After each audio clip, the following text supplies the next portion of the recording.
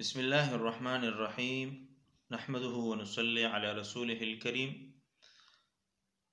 نن د خپل دوستانو رونو سره یو بهترینه وظیفه شریکومه. هر سړی پریشان دي نن سبا مالی مشکلات دي مسلمانانو رونو ته د رزق تنګي ده او مهنګایي ډیره زیاته حد درجه سیوا شوې ده.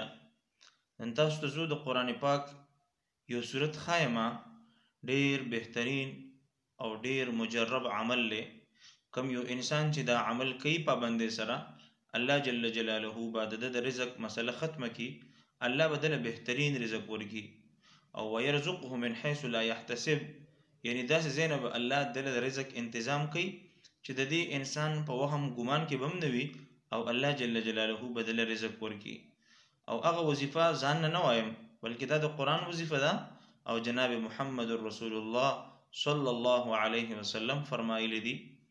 یو صحابي ته پوښتنه کو مفهوم داسې دی، نبی پاک صلی الله علیه وسلم ته فرمایل چې سحر او ماخام یو لزله سوره قریش وایا د دې تلاوت کوا.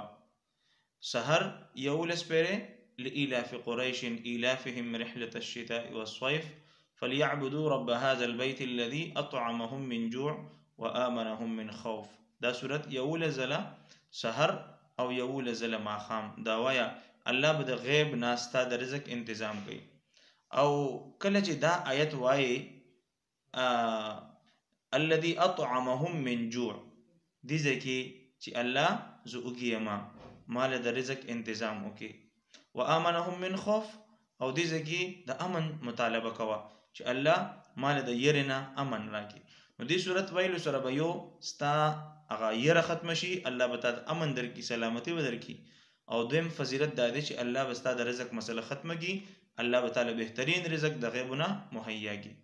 دا ویډیو د ملګرو سره مخکې شیر کې چې نور دوستانو ته هم د دې هغه فایده معلومه شي او د دې تلاوت شروع کی او الله د ټولو مسلمانانو د رزق د تنګي ختم کی.